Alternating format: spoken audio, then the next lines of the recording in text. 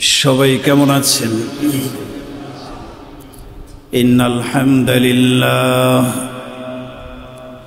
ইন্নাল হামদালিল্লাহিল আকরামিল্লাযী খালাকাল ইনসানা ওয়া কাররাম ওয়া 'আল্লামাহু মিনাল বায়ানি মা লাম ইয়া'লাম فسبحان الذي لا يحصى امتنانه باللسان ولا بالقلم ونشهد أن لا إله إلا الله وحده لا شريك له ونشهد أن سيدنا وسندنا وحبيبنا وطبيبنا وطبيب قلوبنا وأرواحنا ومولانا محمدا عبده ورسوله الذي أرسله بالحق بشيرا ونذيرا وداعيا إلى الله بإذنه وسراجا وقمرا منيرا أما بعد فقد قال الله تبارك وتعالى في كلامه المجيد وفرقانه الحميد أعوذ بالله من الشيطان الرجيم بسم الله الرحمن الرحيم لله ملك السماوات والأرض يخلق ما يشاء يهب لمن يشاء إناثا ويهب لمن يشاء الذكور ويهب لمن يشاء الذكور أو يزوجهم ذكرانا وإناثا ويجعل من يشاء عقيما إنه عليم قدير وقال رسول الله صلى الله عليه وسلم رحم الله والدا أعان ولده على بره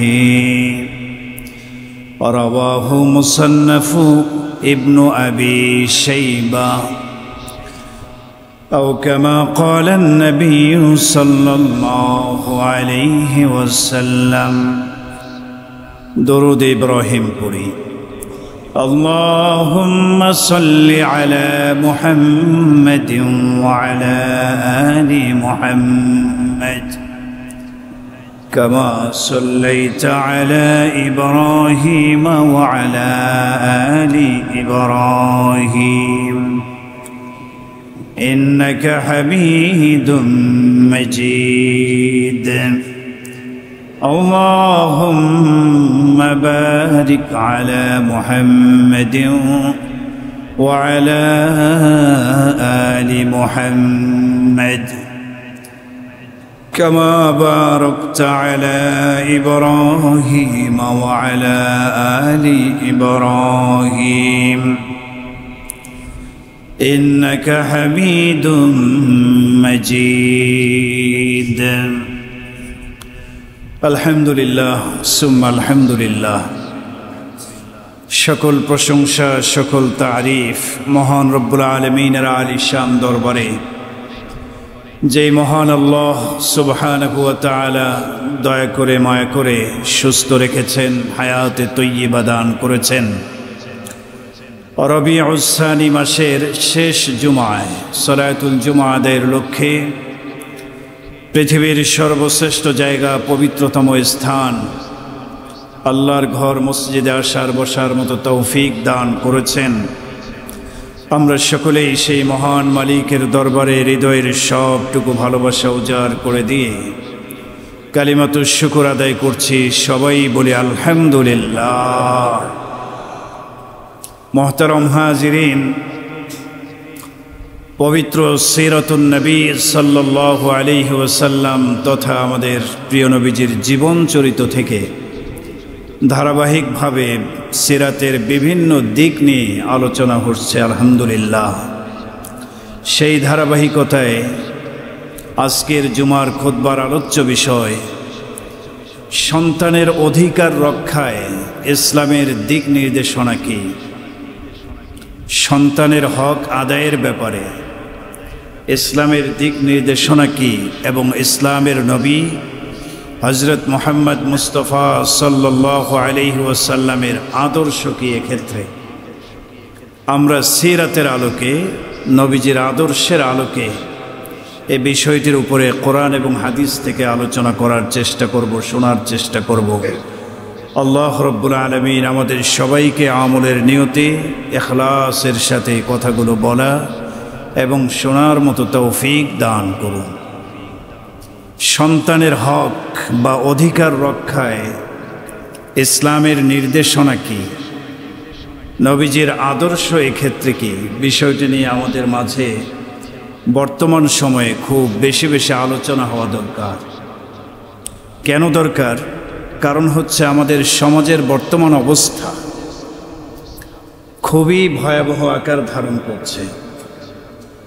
আমাদের সমাজের বিশেষভাবে প্রত্যেক ফ্যামিলিতে, বেশিরভাগ ফ্যামিলিতে বাবা মা এবং সন্তানের মাঝে যে সুসম্পর্কটা থাকার কথা, সেই সুসম্পর্কটা এখন আর নাই। সম্পর্ক নষ্ট হয়ে যাচ্ছে। দিন যতই যাচ্ছে বাবা মা এবং সন্তানের মাঝের সুসম্পর্কটা নষ্ট হয়ে বাবা মা এবং সন্তানের মাঝে তৈরি হয়ে যাচ্ছে দ্বন্দ্ব, কলহ। পরিবারের মধ্যে সন্তান এবং বাবা মার মাঝে ঝগড়া বিবাদ, সন্তানদের অবাধ্যতা, এ বিষয়গুলো দিন যতই যাচ্ছে বেড়ে চলছে। এমনকি পত্রপত্রিকায়, সংবাদ মাধ্যমে, সোশ্যাল মিডিয়ায় এমনও দৃশ্য আমাদের চোখের সামনে আসে, অবাধ্য সন্তান বাবা মাকে অপমানিত করছে, লাঞ্ছিত করছে প্রতিনিয়ত। এমনকি বাবা মা সন্তানের হাতে খুন পর্যন্ত হয়ে গেছে। কি বলেন? ঠিক কি ঠিক না বলেন? বাবা মারও কিছু হক ইসলাম দিয়েছে, অধিকার, বাবা মার হক অধিকার রয়েছে। সন্তান হিসেবে বাবা মার হকগুলো আদায় করতে হবে। আবার সন্তান প্রতিপালনে সন্তানেরও কিছু অধিকার, হক ইসলাম দিয়েছে। বাবা মা শুধু জন্ম দিলেই হবে না, সন্তানের সেই হক অধিকারগুলো আদায় করতে হবে। আজকে অনেক বাবারা মায়েরা আমাদের কাছে বলে, হুজুর বাবা মার খেদমতের ওয়াজ একটু কইরেন। সন্তান বাবা মাকে মর্যাদা দিতে চায় না, ছেলেটা কথা শোনে না, মেয়েটা কথা শোনে না, তাদের চরিত্রের অবনতি ঘটছে, অবাধ্যতার দিকে চলে যাচ্ছে, চরিত্র নষ্ট হয়ে যাচ্ছে, মদ, গাঁজা, ফেন্সিডিল, হিরোইনে আসক্ত হয়ে যাচ্ছে, অবৈধ সম্পর্কের মধ্যে জড়ায় পড়তেছে। এ ধরনের অভিযোগ প্রায় বাবা মারই সন্তানদের ব্যাপারে। কি বলেন? ঠিক কি ঠিক না বলেন? সন্তান যে পথভ্রষ্ট হয়ে যাচ্ছে, সন্তান চারিত্রিকভাবে অবনতির দিকে যাচ্ছে, এটার পিছনে অনেকগুলি কারণ রয়েছে। তন্মধ্যে অন্যতম একটা কারণ হচ্ছে সন্তানের প্রতিপালনের জন্য, লালন পালনের জন্য ইসলাম একটা দিক নির্দেশনা দিয়েছে। বাবা মা হিসেবে ইসলামের নির্দেশনা, রসুলের আদর্শকে ফলো করে সন্তানকে প্রতিপালন করতে হবে। সন্তানের কিছু হক আছে, অধিকার আছে। এই অধিকারগুলো বাবা মা হয়ে আমরা বেশিরভাগ ক্ষেত্রে আদায় করি না। সন্তানের অধিকার রক্ষা না করার কারণে অধিকার থেকে বঞ্চিত হয়ে সন্তানেরা পথভ্রষ্টতার দিকে যাচ্ছে। ইসলামের আদর্শ, ইসলামের দিক নির্দেশনা কি সন্তান প্রতিপালনের ক্ষেত্রে, এটা আমরা না জানার কারণে অথবা জানার পরও আমল না করার কারণে আমাদের সন্তানগুলো দিন দিন পদচ্যুত হয়ে যাচ্ছে, সঠিক লাইন থেকে দূরে সরে যাচ্ছে। এর কারণে বাবা মা প্রতিনিয়ত সন্তানের হাতে লাঞ্ছিত হচ্ছে, অপমানিত হচ্ছে। সন্তানের হাতে খুন হচ্ছে বাবা মা, অহরহ ঘটনা ঘটছে। এজন্য ইসলামের সঠিক দিক নির্দেশনা কি, বাবা মার খেদমতের ওয়াজ করার আগে সন্তানের হক আদায়ে বাবা মা কতটুকু গুরুত্ব দিয়েছে এই বিষয়টা আগে তুলে ধরা দরকার। সন্তান প্রতিপালনে ইসলামের নির্দেশনা কি, প্রিয় নবীজের আদর্শ কি, এটা আগে বলা দরকার। সন্তানকে যদি সঠিকভাবে আমরা পরিচালিত করতে পারি, এই সন্তান হবে আদর্শ সন্তান। আর আমাদের সন্তান যদি আদর্শবান হয়ে যায়, আদর্শবান সন্তানের দ্বারা বাবা মার নাফরমানি কখনো হবে না। কি বলেন, ঠিক কি ঠিক না? এজন্য বাবা মার খেদমতের ওয়াজ করার আগে আমাদেরকে সংশোধন হতে হবে। সন্তানের হকগুলো কি কি জানতে হবে, সন্তানের অধিকার হক তাদেরকে বুঝাই দিতে হবে, হক আদায় করতে হবে। সন্তানের হকগুলো কি কি বিষয়টা আলোচনার আগে, যেহেতু প্রত্যেকটা হক বা অধিকারের গুরুত্ব আমাদের মাঝে তখনই আসবে যখন সেই জিনিসটার কদর, মর্যাদা আমাদের মাঝে ফুটে উঠবে। সন্তান কত বড় নেয়ামত, এটা যদি আমাদের মাঝে স্পষ্ট হয়ে যায়, তাহলে সন্তানের হক আর অধিকারগুলো পালনে আমি সচেষ্ট। সন্তান ছেলে হোক আর মেয়ে হোক, মহান আল্লাহ পাকের অপূর্ব দেয়া একটা নেয়ামত, ঠিক কি ঠিক না বলেন? সন্তান আমাদেরকে দিয়েছেন কে বলেন? সন্তান দেওয়ার মালিক কে? আল্লাহ।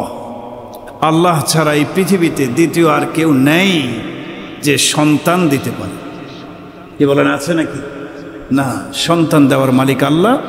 এটা আল্লাহ পাকের একটা দান। কোরআনে কারিমে আল্লাহ তাআলা বিষয়টা পরিষ্কার করে দিয়েছেন।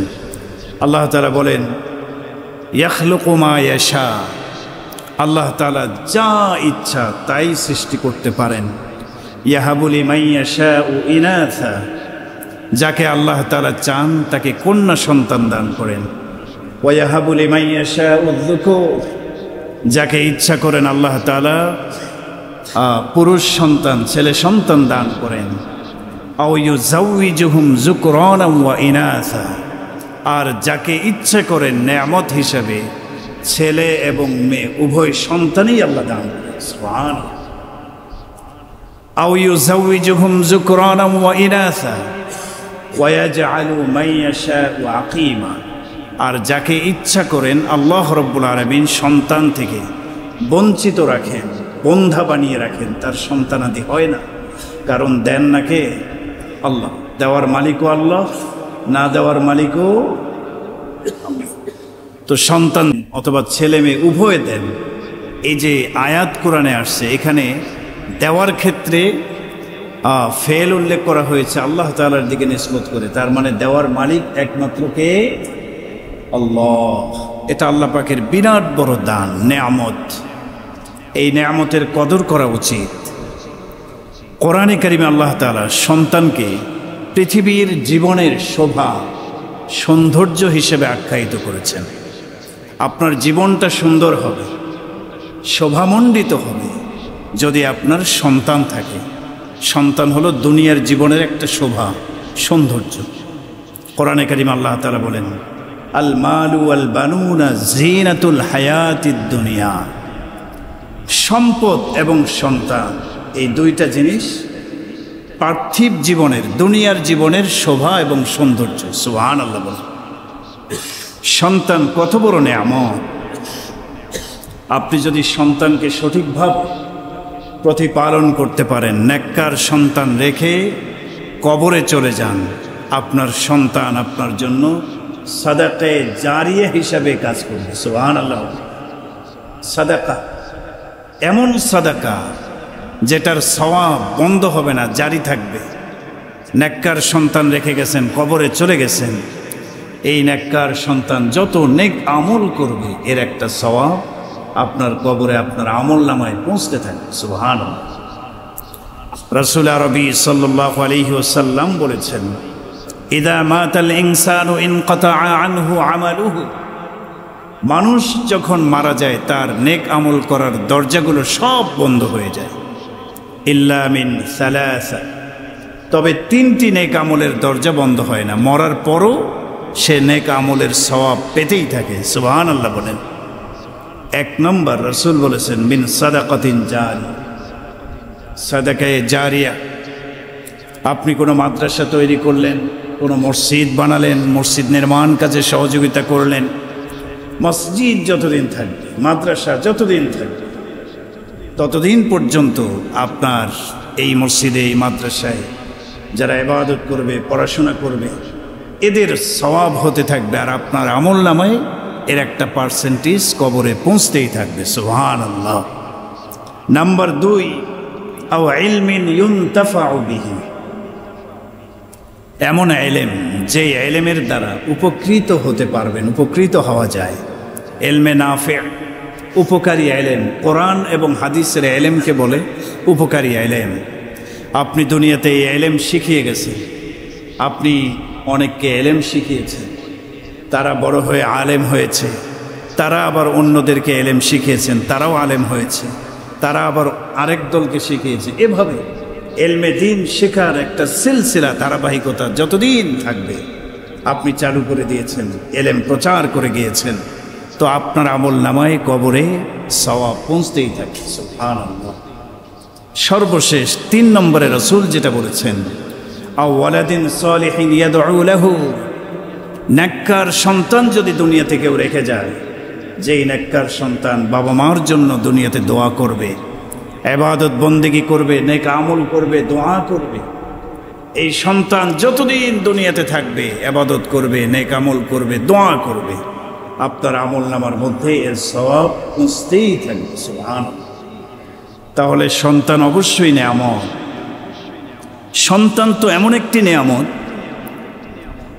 আপনার আমার যেই মূল গন্তব্য জান্নাত, অনেক ক্ষেত্রে সন্তান জান্নাত লাভের ওসিলা হয়ে যাবে। সুবহানাল্লাহ। জান্নাত লাভের ওসিলা। এ ব্যাপারে বুখারী শরীফে বর্ণিত হাদিস 1381 নম্বর বর্ণনা। রাসূল বলেন, মা মিনান নাসি মুসলিমুন ইয়ামুতু লাহু সালাসাতুম মিনাল ওয়ালাদ লাম ইয়াবলুগুল হিনসা, কোন মুসলিমের যদি 3টি সন্তান, ছেলে হোক মেয়ে হোক, জন্ম লাভ করার পরে মারা গেছে, কয়টি সন্তান? 3টি সন্তান। এই হাদিসে 3 জনের কথা বলা আছে। তো 3টি সন্তান মারা গেছে, এখনো বালেগ হয়নি, নাবালেগ অবস্থায়, শিশু অবস্থায়, জন্মের পরে অথবা জন্মের কিছুদিন পরে নাবালেগ অবস্থায় মারা গেছে, এখনো বালেগ হয় নাই। রাসূল বলেছেন, ইল্লা আদখালাহুল্লাহুল জান্নাতা বিফজলি রাহমাতিহি ইয়াহু, এই নিষ্পাপ সন্তানগুলো দুনিয়ার থেকে বাবা মার আগে বিদায় নিয়ে চলে গেছে, এই সন্তানগুলোর ওসিলায় আল্লাহ তাআলা সন্তানের বাবা মাকে জান্নাত দান করবেন। সুবহানাল্লাহ। নাবালেগ সন্তান মারা গেছে, আফসোস করা যাবে না, এটা আল্লাহ পাকের বিরাট বড় একটা দয়া আপনার উপরে। এরকম সৌভাগ্য সবার হয় না, এরকম সৌভাগ্য সবার হয় না। আমাদের নবী মুহাম্মদ রাসূলুল্লাহ সাল্লাল্লাহু আলাইহি ওয়াসাল্লামের 3টি পুত্র সন্তান বালেগ এখনো হয় নাই, নাবালেগ অবস্থায়, শিশু অবস্থায় মারা গেছে। তো এই সৌভাগ্যটা আল্লাহ তাআলা রাসূলকে দিয়েছেন।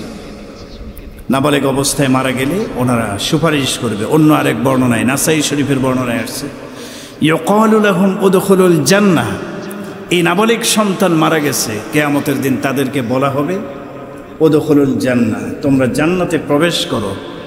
ফায়াকুলুনা হাত্তা ইয়াদখুলা আবাউনা, তারা বলবে না, যতক্ষণ আমাদের বাবা মা জান্নাতে প্রবেশ করবে না, আমরা প্রবেশ করব না। সুবহানাল্লাহ পড়ে, সুবহানাল্লাহ। ফায়ুকালু উদখুলুল জান্নাতা আনতুম ওয়া আবাউকুম, অতঃপর তাদেরকে বলা হবে তোমরা এবং তোমাদের বাবা মা একই সাথে জান্নাতে প্রবেশ করো। সুবহানাল্লাহ, সুবহানাল্লাহ। এগুলি জান্নাতে যাওয়ার ওসিলা। যদি আপনার আমল আখলাক সুন্দর হয়, এই ওসিলাই হয়তো বা আল্লাহ তাআলা আপনাকে জান্নাতে পৌঁছায় দেবেন। সুবহানাল্লাহ বলেন। তাহলে সন্তান যদি মারা যায় তাহলে জান্নাতে যাওয়ার একটা ওসিলা হবে। নাবালেগ সন্তান মারা গেলে, জীবিত সন্তান, আল্লাহ সন্তান দিয়েছেন, সন্তানকে মানুষ বানালেন, নেককার সন্তান রেখে গেলে তো অবশ্যই এটার একটা ফায়দা বলা হলো হাদিসে। বিশেষভাবে কন্যা সন্তান যদি আল্লাহ আপনাকে দান করেন, মনটা খারাপ না করে আল্লাহর এই নেয়ামতের শুকরিয়া আদায় করে কন্যা সন্তানকে ভালোভাবে লালন পালন করেন। কন্যা সন্তানকে আদব আখলাক শিক্ষা দেওয়ার পরে সুন্দর একটা জায়গা দেখে বিয়ে শাদীর ব্যবস্থা করে দেন। তাদের সাথে উত্তম আচরণ যদি বাবা মা হয়ে করতে পারেন, বিশেষ ফজিলতের কথা রাসূল বলেছেন। একজন কন্যা সন্তান হলে একটা সুসংবাদ এসেছে। রাসূল বলেছেন, হযরত আব্দুল্লাহ ইবনে আব্বাস রাদিয়াল্লাহু তাআলা আনহু থেকে রওয়ায়াত, নবীজি বলেছেন, মান ওয়ালিদাত লাহু ইবনাতুন ফালাম ইয়াইদহা ওয়ালাম ইউহিনহা ওয়ালাম ইউয়াসসির ওয়ালাদাহু আলাইহা আদখালাহুল্লাহু বিহাল জান্নাহ। সুবহানাল্লাহ। একজন কন্যা সন্তান যদি কারো ভূমিষ্ঠ হয়, আল্লাহ তাআলা দান করছেন একজন, একটি কন্যা সন্তান, ফালাম ইয়াইদহা ওয়ালাম ইউহিনহা, এই কন্যা সন্তান ভূমিষ্ঠ হওয়ার পরে সে মন খারাপ করে নাই, খুশি ছিল, এটাকে তুচ্ছ মনে করে নেই, ইহানত করে নেই। ওয়ালাম ইউআসসির ওয়ালাদাহু আলাইহা, এবং কন্যা সন্তানের উপরে ছেলে সন্তানকে সে কখনো প্রাধান্য দেয়নি। ছেলে হিসেবে আলাদা মোহাব্বত, মেয়ে হিসেবে আলাদা মোহাব্বত না, মেয়ের উপরে ছেলেকে প্রাধান্য দেয়নি। যথেষ্ট পরিমাণে ছেলেকেও মোহাব্বত করেছে, মেয়েকেও মোহাব্বত করেছে। সুন্দরভাবে তাদের চলাফেরা, জীবন, শিক্ষা ইত্যাদির ব্যবস্থা করে দিয়েছে। রাসূল বলেন, আদখালাহুল্লাহু বিহাল জান্নাহ, এই এক কন্যা সন্তানের বাবা মাকে আল্লাহ তাআলা জান্নাতে প্রবেশ করিয়ে দেবেন। সুবহানাল্লাহ। যদি কারো দুটি কন্যা সন্তান থাকে, আলাদাভাবে রাসূল আবার বলেছেন, হযরত আনাস রাদিয়াল্লাহু তাআলা আনহু থেকে রওয়ায়াত, তিনি বলেন, মান আলা জারিয়াতাইনি দাখালতু আনা ওয়া হুয়াল জান্নাতা কাহাআতাইন। কারো যদি দুটি কন্যা সন্তান থাকে এবং সে তার সাথে ভালো আচরণ করেছে, লেখাপড়া, আদব আখলাক শিক্ষা দিয়ে বিয়ের ব্যবস্থা করে দিয়েছে, তো রাসূল বলেন, আমি এবং দুই কন্যা সন্তানের বাবা মা এরকম দুই আঙ্গুল কাছাকাছি করে, রাসূল বলেছেন, এরকম পাশাপাশি জান্নাতে অবস্থান করব। সুবহানাল্লাহ। এরপরে যদি কারো তিনটি কন্যা সন্তান ভূমিষ্ঠ হয়, রাসূল সুসংবাদ দিয়ে বলেছেন, মান আলা সালাসা বানাতিন ফাআদ্দাবাহুন্না ওয়া যাওয়াজাহুন্না ওয়া আহসানা ইলাইহিন্না। যদি কারো তিনটি কন্যা সন্তান ভূমিষ্ঠ হয়, ভূমিষ্ঠ হওয়ার পরে তার মন খারাপ হয়নি, ফাআদ্দাবাহুন্না, সন্তান তিনটি কন্যা সন্তানকে আদব শিখিয়েছে, আখলাক শিখিয়েছে, এলেম কালাম শিক্ষা দিয়েছে, ওয়া আহসানা ইলাইহিন্না, তাদের সাথে ভালো আচরণ করেছে, ওয়া যাওয়াজাহুন্না, বড় হওয়ার পরে তাদের বিয়ে শাদীর ব্যবস্থা করে দিয়েছে। আর রাসূল বলেন, এই তিন কন্যা সন্তানের বাবা মা আর আমি নবী এরকম পাশাপাশি জান্নাতে থাকবো। সুবহানাল্লাহ। কন্যা সন্তান হলে মন খারাপ হয়ে যায় অনেকের। এটা আসলে জাহিলি যুগের প্রথা। এটা কোন যুগের প্রথা বলেন? জাহিলি যুগে, রাসূল যে যুগে আসে সেই যুগের মানুষদের মধ্যে কোনো মানবতা ছিল না, মনুষ্যত্ব ছিল না, নারী জাতির বেঁচে থাকার অধিকারটুকু তারা দিত না। কোরআনে কারিমে আল্লাহ তাআলা বলেন, ওয়া ইযা বুশিরা আহাদুহুম বিল উনসা যাল্লা ওয়াজহুহু মুসওয়াদ্দান ওয়া হুয়া কাযীম। জাহিলি যুগের মানুষদেরকে যখন কন্যা সন্তানের সুসংবাদ দেওয়া হতো, তারা এই সুসংবাদ পাওয়ার পরে তাদের চেহারাটা কয়লার মতো কালো হয়ে যেত। নাউজুবিল্লাহ বলেন। কারণ ওই যুগে নারী জাতির কোনো সম্মানই ছিল না। কন্যা সন্তান ভূমিষ্ঠ হয়েছে এই সংবাদ শোনার পরে সে চিন্তা করবে, যদি সমাজের মানুষ জানতে পারে আমার একটা কন্যা সন্তান হয়েছে, এই পরিচয় নিয়ে যদি আমি সমাজের মানুষের সামনে মুখ দেখাতে যাই, মানুষ আমাকে লাঞ্ছিত করবে, অপমানিত করবে। মানুষ আমাকে বলবে তুমি কাপুরুষ, পুরুষ সন্তান জন্ম দিতে পারো নাই, কন্যা সন্তান জন্ম দিয়েছ। ওই যুগে কন্যা সন্তানের কোনো দামই ছিল। হযরতে দেহিয়া কলবি তিনি নিজ হাতে 100 কন্যা সন্তানকে মাটির গর্তে দাফন করেছেন সেই জাহিল যুগে। ইসলাম গ্রহণ করার পরে রসুলের কাছে ঘটনা শোনাতে গিয়ে চোখের পানি ছেড়ে দিয়ে কান্না করেছেন যে আল্লাহকে আমাকে মাফ করবে কিনা। আজকে সেই জাহিল যুগের চরিত্র আমাদের অনেক বাবা মার মধ্যে আছে। কে বলেন ঠিক কি ঠিক না ভাই? ছেলে সন্তানের জন্য পাগল, মেয়ে সন্তান যদি হয়ে যায় আল্লাহ দিয়ে দেয়, মনটা খারাপ হয়ে যায়। আরে অনেক স্ত্রীদের তো তালাক পর্যন্ত হয়ে গেছে শুধুমাত্র কন্যা সন্তান জন্ম দেওয়ার কারণে। একটা দিছে, দুইটা দিছে, তৃতীয় নাম্বার আবার আল্লাহ কন্যা দিয়েছে, বাস সে আর একটা বিয়ে করছে, এই বউকে তালাক দিয়ে দিছে। ঘটনা ঘটছে বাংলাদেশে, এরকম ঘটনা বহু আছে। কিন্তু রসুল বলেন না, কন্যা সন্তান লালন পালন করার আলাদা একটা স্পেশাল সওয়াব আছে। সন্তান পুরুষ হোক মহিলা হোক, ছেলে হোক মেয়ে হোক, আল্লাহ পাকের নেয়ামত, কোনো সন্দেহ নেই। তবে কন্যা সন্তানের প্রতি যদি বাবা মার মহাব্বতটা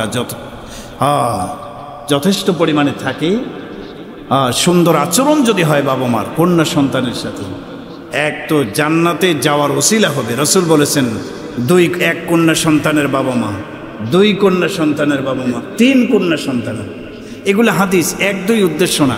উদ্দেশ্য হলো 1 হোক 2 হোক 5 হোক 7 হোক, কন্যা সন্তানের বাবা মার জন্য বিশাল বড় সুসংবাদ।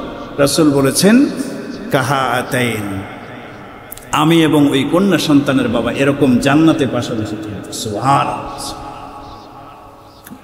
নবীজি সাল্লাল্লাহু আলাইহি সাল্লাম অন্য হাদিসে বলছেন জাহান্নাম থেকে মুক্তি লাভের ওসিলা হবে এই কন্যা সন্তান। সুবহানাল্লাহ বলেন। জাহান্নাম থেকে মুক্তি লাভের, জাহান্নাম ওয়াজিব হয়ে গেছে কোনো ব্যক্তির ব্যাপারে, জাহান্নাম কি হয়ে গেছে? ওয়াজিব হয়ে গেছে। সে জাহান্নামে যাবে এমন মুহূর্তে কন্যা সন্তান তার জন্য বাধা হয়ে দাঁড়াবে, জাহান্নাম থেকে মুক্তির মাধ্যম, উপায় হয়ে দাঁড়াবে। বর্ণনা মুসলিম শরীফের বর্ণনা, বুখারীতেও আসছে, মুসলিম শরীফের 2629 নম্বর হাদিস। হাদিসটি বর্ণনা করেন আম্মা জান আয়েশা রাদিয়াল্লাহু আনহা। তিনি বলেন জাআতনি ইমরাআতুন, এক মহিলা আমার কাছে আসলেন, ওয়া মাআহা ইবনাতান লাহা, ওই মহিলার সাথে তার 2টি কন্যা সন্তানও এসেছে। ফাসাআলাতনি ফালাম তাজিদ ইনদি শাইআন গায়রা তামারাতিন ওয়াহিদা। এই মহিলা 2টি বাচ্চা কন্যা সন্তানকে নিয়ে আমাদের কাছে আসলেন, এসে আমাদের কাছে কিছু খাবার চাইলেন। মেয়ে 2টি ক্ষুধার্ত, বাচ্চা 2টি ক্ষুধার্ত, খাবার চাইলেন। আম্মা জান আয়েশা বলেন ঘরের ভিতরে একটি মাত্র খেজুর ছাড়া আর কিছুই পেলাম না। ফাআতাইতুহা ইয়াহা, আমি একটি খেজুর ওই মহিলার হাতে দিয়ে দিলাম। এই মহিলা নিজেও ক্ষুধার্ত, তার 2টি সন্তানও ক্ষুধার্ত, কন্যা সন্তান 2টি। আম্মা জান আয়েশা রাদিয়াল্লাহু আনহা বলেন ফাআখাযাতহা ফাকাসামাতহা বাইনা ইবনাতাইহা, এই ক্ষুধার্ত মহিলা ওই খেজুরটি নিজে না খেয়ে 2টি ভাগ করে 2 কন্যা সন্তানের হাতে তুলে দিলেন। সুবহানাল্লাহ। নিজে না খেয়ে কন্যা সন্তান 2টিকে খাওয়ায় দিলেন। সুম্মা কামাত ফাখারাজাত ওয়াবনাতাহা, এরপরে তারা খাবার শেষ করলে চলে গেলেন ওনারা সবাই। আম্মা জান আয়েশা রাদিয়াল্লাহু আনহা বলেন ফাদাখালা আলাইয়ান নাবিয়্যু সাল্লাল্লাহু আলাইহি ওয়াসাল্লাম ফাহাদ্দাসতুহু হাদিসা, এরপরে রসুল আমার কাছে আসলেন, আমি রসুলকে ঘটনার বৃত্তান্ত শোনালাম। এরকম একজন মহিলা 2টি কন্যা সন্তান নিয়ে আসছে, তিনি নিজেও ক্ষুধার্ত, আমি একটু খেজুর দেয়া মাত্র 2টি ভাগ করে সন্তানদেরকে খাওয়ায় দিয়েছে। রসুল বলেন মানিবতুলিয়া মিনাল বানাতি বিশাইইন ফাআহসানা ইলাইহিন্না কুন্না লাহু সিতরাম মিনান নার। রসুল বলেন যে এরকম কন্যা সন্তান দ্বারা যাদেরকে পরীক্ষায় ফেলানো, শব্দগুলো দেখেন, মানিবতুলিয়া মিনাল বানাতি বিশাইইন, এরকম কন্যা সন্তান দ্বারা যাদেরকে পরীক্ষা করা হবে, তার মানে কন্যা সন্তান দিয়ে আল্লাহ কি করেন বলেন? পরীক্ষা করেন। রাসূল বলেন এরকম কন্যা সন্তান দিয়ে যাদেরকে পরীক্ষা করা হবে এবং তারা যদি পরীক্ষায় পাশ করে, ফাহসানা ইলাইহিন্না, কন্যা সন্তানদের সাথে সুন্দর আচরণ করে, ভালো আচরণ করে, কন্যা লাহু সিতরাম মিনান নার, এই কন্যা সন্তান জাহান্নামের আযাবের জন্য প্রতিবন্ধক হয়ে দাঁড়াবে, জাহান্নাম থেকে মুক্তির ওসিলা হয়ে যাবে। সুবহানাল্লাহ। জাহান্নাম থেকে মুক্তি লাভের ওসিলা হয়ে যাবে। তো বিশেষভাবে দেখেন কন্যা সন্তানের ব্যাপারে কি ফজিলতের কথা হাদিস। ছেলে হোক মেয়ে হোক, দুইটাই আল্লাহ পাকের বিরাট বড় নেয়ামত, কোনো সন্দেহ নেই। কন্যা সন্তান হলেই মন খারাপ করা যাবে না। আমাদের নবী কন্যাদেরকে কি পরিমাণ মোহাব্বত করতেন, সুবহানাল্লাহ। আম্মা জান আয়েশা একটা বর্ণনা করছেন, আবু দাউদ শরীফের 5217 নম্বর বর্ণনা, রাসূল তার মেয়েদেরকে কি পরিমাণ মোহাব্বত করতেন। আম্মা জান আয়েশা বলেন, মা রাআইতু আহাদান কানা আশবাহা সামতাম ওয়া হাদিয়ান ওয়া দাল্লান বিরাসূলিল্লাহি সাল্লাল্লাহু আলাইহি ওয়াসাল্লাম মিন ফাতিমা। আমি এমন কোনো মানুষকে দেখিনি যে চলনে বলনে, কথার ক্ষেত্রে, চালচলনের ক্ষেত্রে রাসূলের সাদৃশ্য অবলম্বন করেই চলে। কথার ক্ষেত্রেও রাসূলের মতোই কথা বলে, আবার গঠনের ক্ষেত্রেও তার চেহারাটা রাসূলের মতোই। এরকম রাসূলের সাথে অধিক মিল কাউকে আমি দেখিনি মিন ফাতেমা। ফাতেমার চেয়ে বেশি কারো মিল এত বেশি দেখিনি। সুবহানাল্লাহ। অর্থাৎ রাসূল যেভাবে কথা বলতেন, ফাতেমা রাদিয়াল্লাহু তাআলা আনহার কথার স্টাইল ওরকম ছিল। রাসূলের চেহারার সাথে ফাতেমা রাদিয়াল্লাহু আনহার মিল অনেক বেশি ছিল, এবং চলাফেরা আদর্শের ক্ষেত্রে রাসূলের অনুসরণ করতেন। তো আম্মা জান আয়েশা বলেন, কানাত ইদা দাখালাত আলাইহি কামা ইলাইহা। আম্মা জান আয়েশা তো রাসূলের সহধর্মী, সব কিছু জানতেন। তিনি বলেন, হযরতে ফাতেমা রাসূলের মেয়ে, তিনি যখন রাসূলের কাছে আসতেন, কামা ইলাইহা, রাসূল মেয়েকে দেখে বসা থাকলে উঠে দাঁড়াতেন। সুবহানাল্লাহ পড়েন। মেয়ে আসছে, মেয়ে আসছে আমার বাড়িতে। আল্লাহর নবী কি পরিমাণ মেয়েদেরকে মোহাব্বত করতেন। আম্মা জান আয়েশা বলেন, কামা ইলাইহা, হযরতে ফাতেমা যখন রাসূলের ঘরে আসতেন, রাসূল বসা থাকলে দাঁড়ায় যেতেন। ফাখাযা বিয়াদিহা, এরপরে দাঁড়িয়ে ফাতেমা রাদিয়াল্লাহু আনহার হাত ধরতেন। ওয়া ক্বাব্বালাহা, হাতের মধ্যে চুমু খেতেন। ওয়া আজলাসাহা মিন মাজলিসিহি, এবং রাসূলের বসার জায়গায় তার জায়গা করে দিতেন। রাসূল হাত ধরে হাতে চুমু খেতেন এবং তাকে ধরে রাসূলের যে বসার জায়গা, রাসূল তো দাঁড়িয়ে গেছেন, বসার জায়গায় মেয়েকে বসাতেন। সুবহানাল্লাহ পড়েন। আম্মা জান আয়েশা বলেন, ওয়া কানা ইদা দাখালা আলাইহা, রাসূল যখন হযরতে ফাতেমা রাদিয়াল্লাহু আনহার বাসায় যেতেন, ঘরে প্রবেশ করতেন, রাসূল যখন যেতেন ফাতেমার বাড়িতে, সেম ফাখাযাত বিয়াদিহি, ফাতেমা এসে আব্বাজানের হাত ধরতেন। সুবহানাল্লাহ বলেন। নবীজির হাত ধরতেন। ফাকাব্বালাতহু, হাতের মধ্যে চুমু খেতেন। ওয়া আজলাসাতহু মিন মাজলিসিহা, এবং তার বসার জায়গায় রাসূলকে বসার আসন করে দিতেন। সুবহানাল্লাহ। রাসূল যেভাবে তার সাথে ভালো আচরণ করতেন, রাসূল যখন মেয়ের বাসায় যেতেন, মেয়ে হিসেবে বাবাকে ওভাবেই রাসূলের মেয়ে সম্মান করতেন।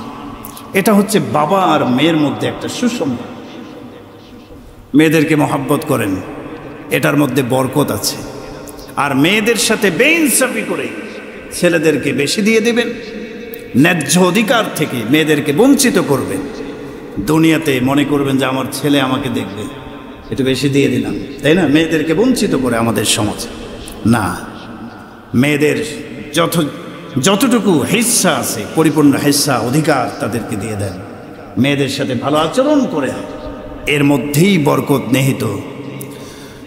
যদি আপনি আপনার ছেলে হোক মেয়ে হোক সন্তানদের সাথে সঠিকভাবে কোরআন এবং সুন্নাহ যেভাবে বলেছেন, যেভাবে নির্দেশনা দিয়েছেন, সেইভাবে আপনি সন্তানদের অধিকার হকগুলো আদায় না করেন, তাহলে কিয়ামতের দিন আল্লাহর আদালতে আপনাকে জবাবদিহিতার কাঠগড়ায় দাঁড়াতে হবে।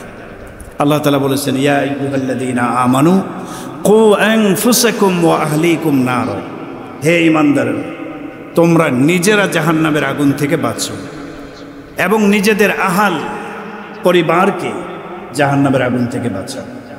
আপনি নিজে নামাজ পড়লেন, নিজের ছেলেমেয়েরা বড় হয়ে গেছে, স্ত্রী অনেকেই আপনার অধীনে আছে, তাদের খোঁজ খবরও নিলেন না। দায়িত্বহীন, সচেতনতাহীন জীবনযাপন করলে বাবা মা আল্লাহর আদালতে ছাড় পাবে না, এটার জবাবদিহিতা আছে। এজন্য সন্তান বড় নেয়ামত। কোরআনের অন্য আয়াতে আল্লাহ বলছেন, ইন্নামা আমওয়ালুকুম ওয়া আওলাদুকুম ফিতনা, তোমাদের সম্পদ এবং তোমাদের সন্তান তোমাদের জন্য ফিতনা স্বরূপ। তাহলে এই আয়াতে কেমন যেন সন্তানকে ফিতনা বলে আল্লাহ তাআলা এক ধরনের খারাপ একটা গুণ বলে দিলেন সন্তানের, এরা ফিতনা। এই ফিতনা হবে কখন? সন্তান আল্লাহ দিয়েছেন, এই সন্তানকে সঠিকভাবে প্রতিপালন করেন নাই, সঠিক শিক্ষা দীক্ষা দিয়ে মানুষের মতো মানুষ হিসেবে গড়ে তোলেন নাই, তখন এই সন্তান আপনার জন্য ফিতনায় পরিণত হয়ে যাবে, জাহান্নামে যাওয়ার জন্য ওসিলা হবে। দুনিয়ার জীবনেও এই অবাধ্য সন্তান আপনার জন্য ফিতনা হয়ে যাবে। এজন্য আমার প্রিয় ভাই, সন্তান যাদের আছে আল্লাহ দিয়েছেন, শুকরিয়া আদায় করতে হবে। কার? সন্তান দেওয়ার মালিককে বলেন আল্লাহ। সন্তানের হকগুলো কি আমাদের জানতে হবে, ইসলামের দিক নির্দেশনা কি এবং রাসূল করিম সাল্লাল্লাহু আলাইহি সাল্লামের এক্ষেত্রে আদর্শ কি, এগুলি জানতে হবে, হকগুলো আদায় করতে হবে। আল্লাহ আমাদের তৌফিক দান করুন। সময় কম, একটা হক নিয়ে আজকে আলোচনা হবে, সন্তানের অধিকার, হক। সর্বপ্রথম উলামায়ে কেরাম সন্তানের যে অধিকারের কথা বলতে চান সেটি হলো, আগত সন্তানের জন্য একজন মা নির্বাচন করতে হবে আপনাকে। দিনদার, পরহেজগার, ইমানদার, মুত্তাকি একজন মা নির্বাচন করতে হবে। এটা সন্তানের হক। সন্তানের এটা দাবি যে আমার মা, আমার বাবা, আমার মা যাকে বানাবেন, আমার মা হবে দিনদার, নেককার। কারণ মা সবচেয়ে বড় ভূমিকা রাখে। সন্তান ভালো হবে, খারাপ হবে, এক্ষেত্রে ভূমিকা কার বেশি বলেন? মার ভূমিকা বেশি। বাবা তো সবসময় থাকেন না, ঘরে থাকেন না, অফিসে, আদালতে, বাজারে, সব জায়গায় বাবা চলে যান। তো একজন সন্তানকে প্রতিপালন করার ক্ষেত্রে মার ভূমিকা সবচেয়ে বেশি। মা যদি সন্তানকে ছোটবেলা থেকে ইসলামের আদর্শের উপরে সন্তানকে বড় করে তোলেন, সন্তানকে রাসূলের আদর্শ শিখান, ইসলামের দিক নির্দেশনার অনুসরণ করেন, এগুলি বাচ্চাটা ছোট বয়স থেকে মার থেকে শিখবে। এজন্য সাবধান, যারা বিয়ে শাদী করেছেন তারা তো মিস করে ফেলছেন, কেমন করেছেন জানি না। যারা এখনো করেন নাই বিয়ে শাদী, আপনার তো সন্তান হবে, আল্লাহ আপনাকে দিবে, আশা রাখতে হবে যে আমি সন্তানের বাবা মা হব, বিয়ে শাদী করব। তো অবশ্যই সন্তানের জন্য আপনাকে মা নির্বাচন করার ক্ষেত্রে দিনদার, পরহেজগার, ইমানদার একজন মা নির্বাচন করে বিয়ে করে ঘরে নিয়ে আসতে হবে।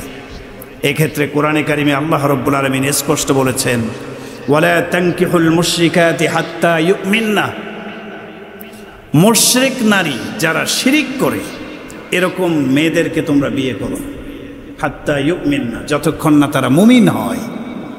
তার মানে বিয়ে করতে হবে ইমানদার দেখে। কি দেখে বলেন? ইমানদার, পরহেজগার কিনা এটা দেখতে হবে।